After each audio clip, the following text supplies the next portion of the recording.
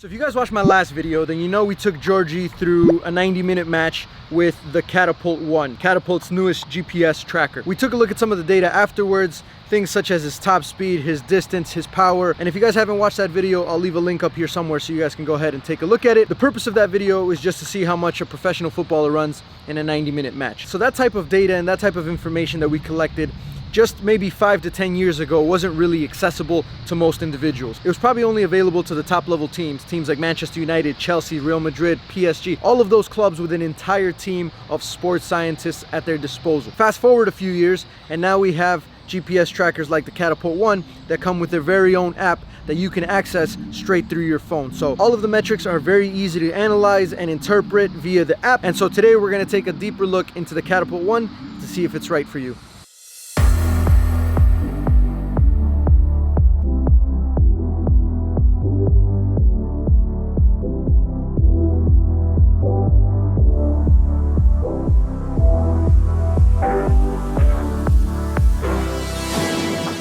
So for this video, we're gonna do two things. We're gonna break down the Catapult 1 GPS tracker and the app on my phone, and also we're gonna take a look at a week's worth of data from a professional footballer. So what I've done is I've taken one of the players from Detroit City FC, I put the Catapult 1 on them all week through 3 training sessions leading up to the match at the weekend. And I'm gonna use all of that data to show you guys how we track the performance and the fitness levels of some of the players here at DCFC. So let's take it back to the studio and get a closer look at the Catapult 1. So before we actually take a look at the application and the GPS tracker itself, I want to show you guys what the package looks like. It comes in this little case, and inside of this case it has everything that you need. If you drop it or anything like that, you can feel that it's going to be very well protected. As we open up the case, it comes with just a few things. We have the GPS tracker, the charging base, we have the vest, and on the vest you can see we have nice little Catapult branding there with the slot for the GPS tracker to slide into. And it also comes with the little USB-C charging cable which plugs into the base, and then you put the GPS tracker on the base. So if you put the GPS tracker on the base, it's got a little bit of a magnet, so when you put it on there you'll notice that it kind of just sticks like that. And as soon as it starts charging, you'll see a nice little white flashing light so that you know it's actually charging the battery. So I don't know if you guys have noticed already, but the pod does not have any buttons at all. It's very, very sleek. It's quite small. It's got just some information at the back with the Catapult logo. On the front, almost nothing, just the logo there again at the bottom. So the way it works is when you actually put the vest on, it's a nice and snug fit. So as soon as you put it into the vest, you'll see that some lights start blinking and it automatically detects that the pod is inside the vest and it will start recording. So if you're ever confused about whether you think it's on or it's not recording, as soon as you put it in, you'll see those lights start to flash, which lets you know that it is on and it is starting to record your session. As soon as you take it off, you'll notice that the lights will flash for a little bit, then they'll stop flashing. It automatically knows that it is no longer in the vest and the session has been saved. Once you're done, you can put this away. You're probably gonna wanna wash this because it's gonna be all sweaty. Put it away, put it back in your backpack, wherever you wanna store it. And then as soon as you open up the Catapult 1 app on your phone,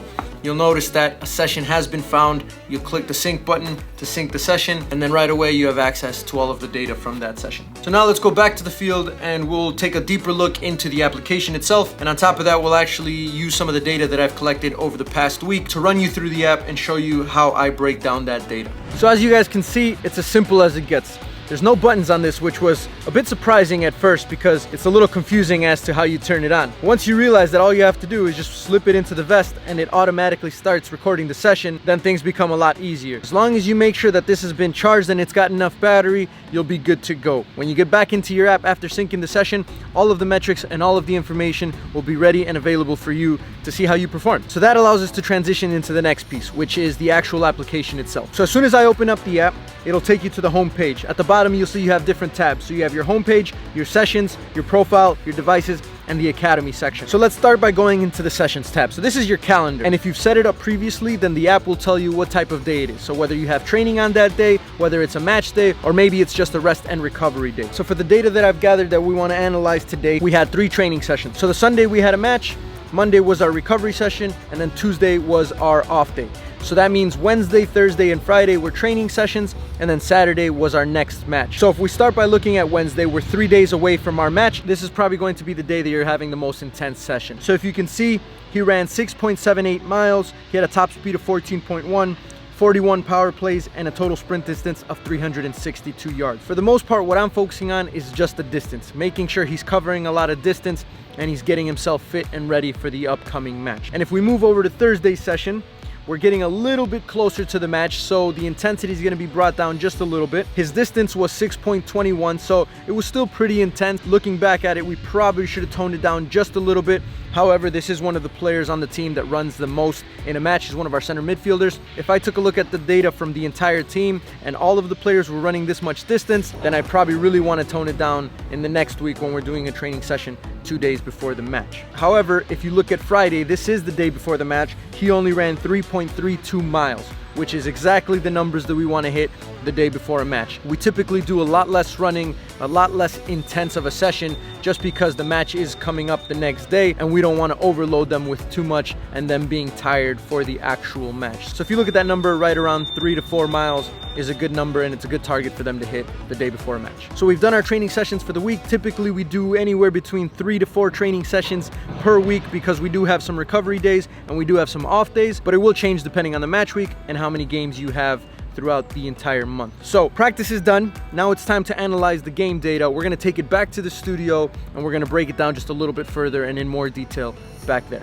So now let's take a look at some of the data that we got from our match at the weekend. So if you go to the details, so obviously this was a competitive league match, so you'll see that the player ran 7.7 miles. Now, if we go into the actual distance comparisons, you can compare it to your targets and you can also compare it to a professional. Obviously, this is going to depend on a lot of different things, like how much ball possession you had, how many minutes you ended up playing, whether you got subbed out early or whether you played the entire 90 minutes. So there's a lot of different factors that go into it, but looking at this 7.7 miles, you can tell this is one of the players that probably runs the most out of anyone else on the field. So it is our box-to-box midfielder, it's our engine, it's the guy in the middle who we expect to cover a lot of ground defensively and also in the attack. If we look at his top speed was 18 miles per hour. However, again, depends on the position. If we're comparing it to a winger who's typically meant to be just a little bit quicker, then obviously we're going to be a little lower on that number. So what I'm looking for is the seasonal trends. So if 18 miles per hour is his highest speed, we're trying to see if there's any improvement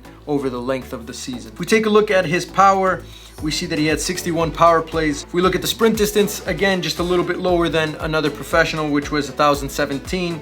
He hit 920, still way over our target, but we're always trying to push it, so obviously his sprint distance could have been a little bit longer. So under each one of these session metrics, not only do you see, the distance or the top speed or the power, but if you go down, you have the comparison, you have a 5-minute breakdown as well, so you can see how it went over the 5-minute periods. And then on top of that, you also have the heat map that'll show you the positioning on the field. You'll have that for distance. Top speed, you'll have an arrow that shows you where you started, where you finished, and that was your top speed sprint. For power, you have all of the different power plays laid out on there, with green being some of the easier ones and then red being obviously some of the tougher ones. And then on the sprint distance, you'll see you have percentages as far as where you were on the field each time you were sprinting. So he is a central midfielder, so most of his sprint distances are going to be in that middle third of the pitch. And after you've analyzed each metric, you can actually scroll down to the session analysis, and this is where you find out where your load and your intensity was.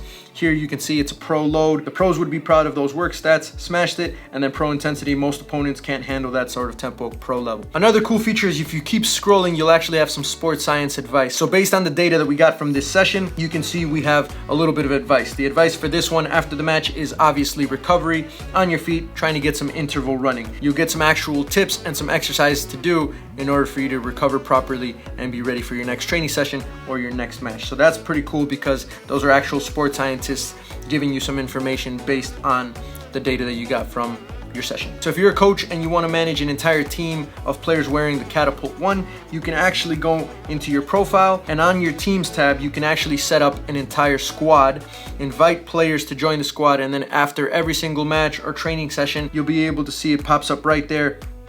And you can use that to compare all of the players and see how the sessions went for each player individually. So that's pretty neat because you can actually manage your entire team within the app without having to collect all the pods, get them all charged, get them all synced. All you have to do is make sure that the players open up their cell phones and sync the session. Finally, at the bottom there, you have the Academy tab, This is pretty cool because it gives you a lot of articles, coaching tips, nutrition, product information. So if you're not 100% sure on what to do on certain recovery days, or if you want a session that's going to test your aerobic fitness, you can go onto the latest articles. You can click on any one of those and they can give you a bunch of ideas and a bunch of training sessions that you can do. So for example, let's click on the benchmark test. So if I read it to you guys, it says the initial benchmark session will allow you to view your current fitness levels, see how Catapult 1 captures your data and shows you your performance metrics. If you scroll down, it'll tell you the duration of the drill, the intensity, and how to set them up properly so that you can get the data accurately.